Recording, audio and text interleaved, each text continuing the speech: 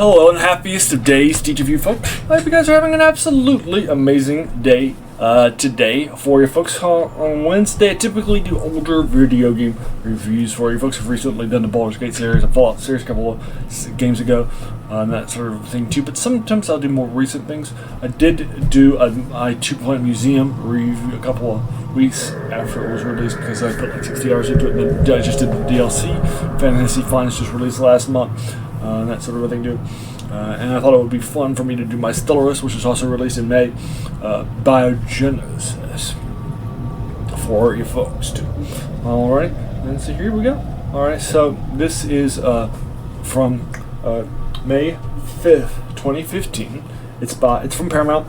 It's released on, it's for $25 on Steam right now.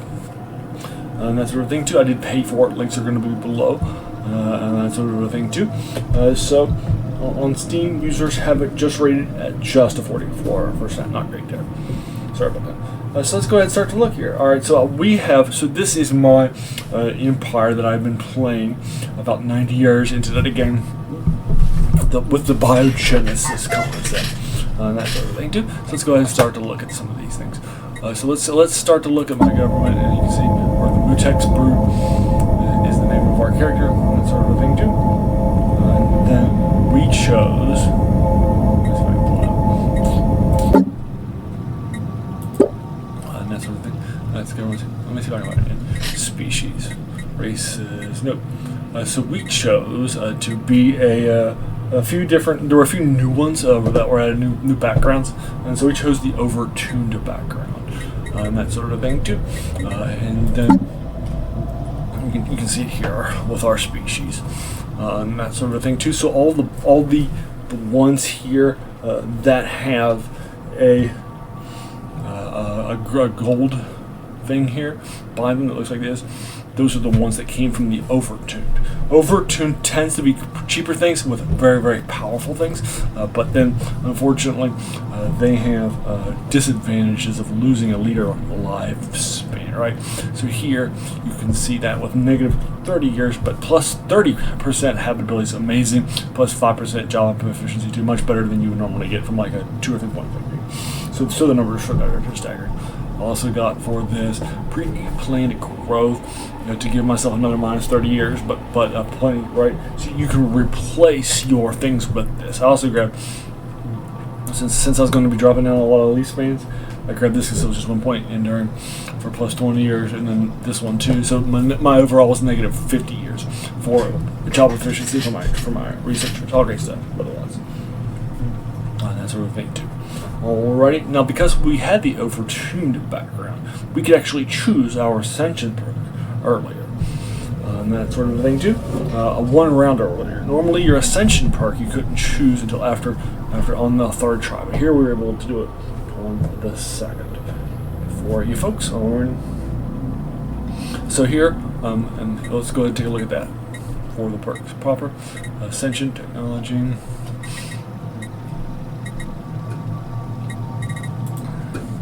And that sort of thing too. You can also see here with the perk that I grabbed for mutation, you can see the if you take the mutagenic, we were going to take the ones that's all called the mutex. So you can see here our dry climate habitability is all great, weight climates, and that sort of thing too. And then you can see here all the great stuff from all these different things. So we have granted the adaptive mutations. You can see that there, and then you can see here. I'll just show you real quickly. So let me see if I can. There we go. All right. So you can see the automatic triple pump, our stats per colony, our colony, right? Based on what our job is, we're going to get bonuses to it, if that makes sense. That's the one I want. So I grabbed the 2, and then because I took the first round of mutation in the 3 options that you get, we chose that mutanic and that sort of thing too.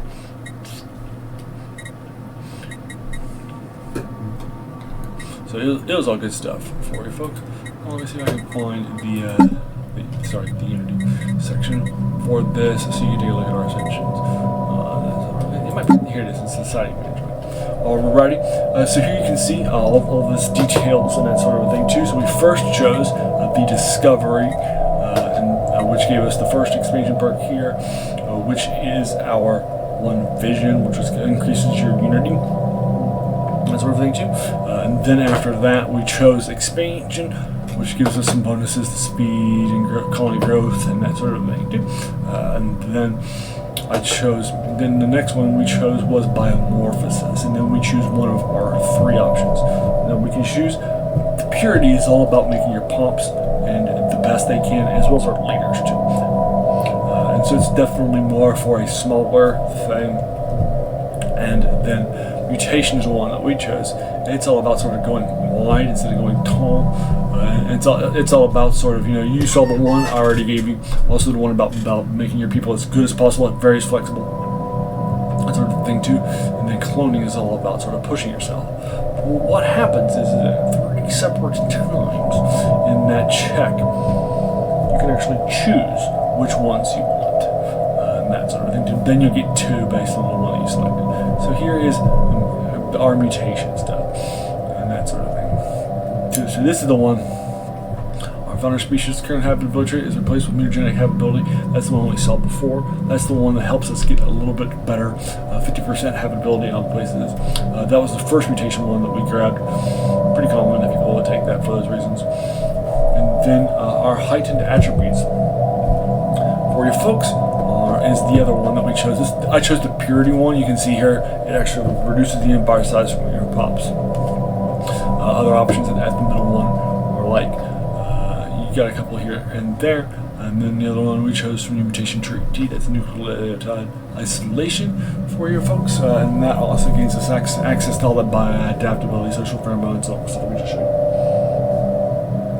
And then the other one are here are my other 2 from this tree, from the mutation tree. The first of these is ones that you get assigned, right?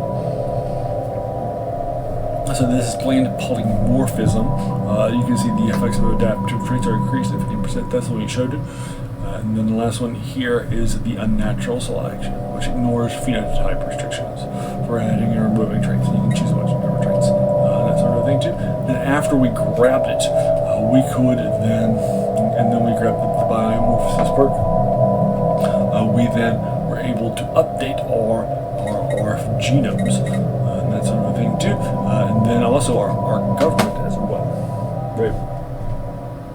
And so here, I felt that the hive mind was the best government post. So let's do quick on my government. As you can see here, we're having that sort of thing too in our government. Let's see if I can find it for you folks. It's affections, no problem. We chose the hive mind version. Mutation. It's incredibly strong stuff, level lots, and that sort of thing too. Also because your god and your leaders and your nodes, leading your trees don't die, I thought that would be appropriate for all the over 2 trees. Over 2 really excellent things like the rainists, and that sort of thing too. And so there you go. For your folks, you can also see here, I've also been able to do hive minds already here. Because of the increased habitability that we get more, get 50% bonus as you get closer and closer to 200%. Every 10% over 100%, you get extra production from your pops, and that sort of thing too. And so you can kind of see that here. You can also see that even on worlds that I haven't finished colonizing yet, terraforming to a hive world like it's a water world if I remember correctly. But yeah, you can see it still has a habitability that's very, very strong, and you can see that numbers too.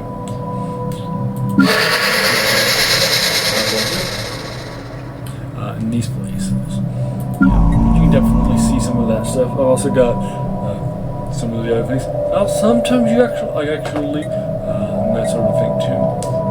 You can see it. See how much stronger we are from having better production from that sort of thing. I'm making so much stuff. We got all this stuff for you folks. Alrighty.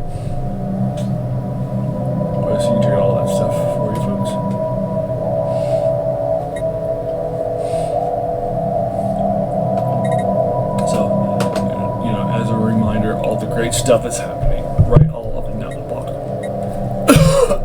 for you folks.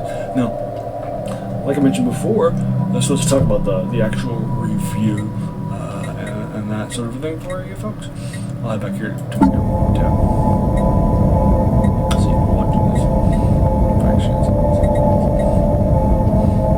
That sort of thing too. So basically what's happening here is that we have it's the cost of $25. It's okay. It does give you a lot of new things. For example, if you look at our ships, you will see here. Let me show you. We have I chose bioships and that sort of thing too. Here, let me show you.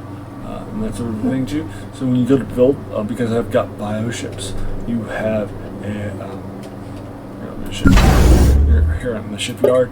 You see how me buying ships instead of being like minerals, and how always because I got bioships, they are food for the ships rather than minerals and alloys and that sort of thing. That's cool.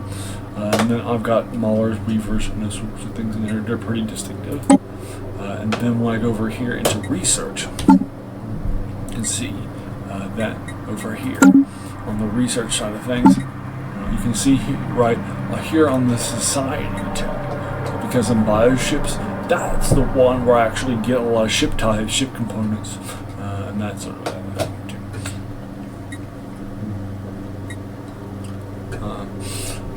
And that sort of thing too. Let me see if I can change it real quick to something else, so you guys can see what I'm talking about. Yeah, here's one. The Tangler pod launcher, which unlocks the ship component for bioenergetic fields and that sort of thing too. So you can see how all these texts here are very, very different as a result of all that stuff, right? I think it's good stuff. Right, all down block.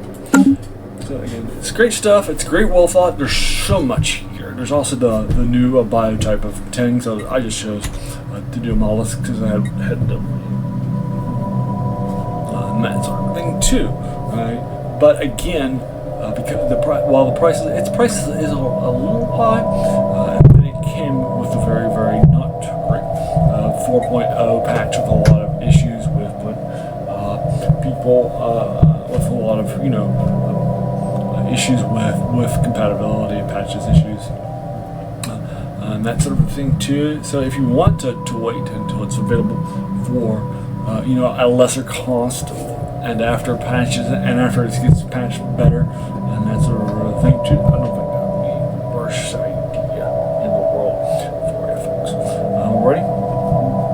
So that's why I'm giving this an 8 out of 10. Everything, it's got great stuff, great ideas, a great different type of ascension that it adds 3 different things, and you have tons of flexibility. And that's what we're like do. And I love the Everton perk too.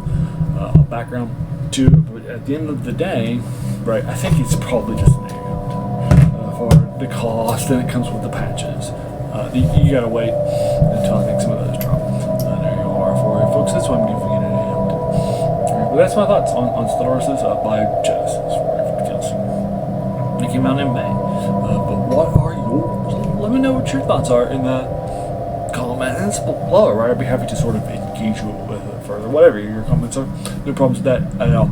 As I mentioned before, I do a bunch of these YouTube videos for Wednesday next week on video games. Next week is going to be my top 2 value games. If this cost is a little on the higher side, this is going to have free games or games with low entry costs, or just games that have a high entry cost but give you so much game.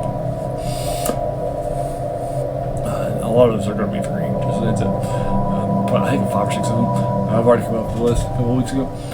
And then on Saturday, I do things called Serial Saturday, dedicated to the forgotten movie and TV storytellings and that sort of thing. Just did Dick Tracy serials. This past Saturday, I did the serial from 1937 called Radar Patrol. And then I'm doing a review of it's about 4 hours long. Loved it.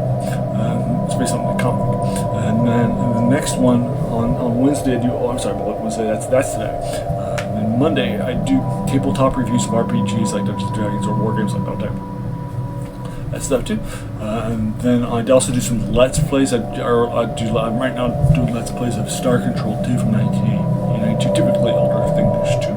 Alrighty, and there you go. And the other 3 days a week, I do reviews of older things in the RPG, and that you read in the 3 genres we cover: fantasy, science fiction, and horror too. Right? All down the bottom. So that stuff sounds like your cup of tea. Well, then great. Welcome to the channel and have a seat. I think you'll enjoy your time here quite a bit, right? I'll open up. And while you're here, please do all the YouTube stuff, like hit the subscribe button, the like button, the share button, hit the bell icon to be notified of some videos like plus Let's Plays, that sort of thing too, right? Up and down. As you can tell from those older things that I typically review on the channel, you can check that out too. That's where the passion of this channel comes from, right? It's even where its name comes from. That's a quote by a French philosopher, Joakim, who says that the worst thing about them was that they kept us from reading the old stuff, right? There's definitely some older stuff I forgot about.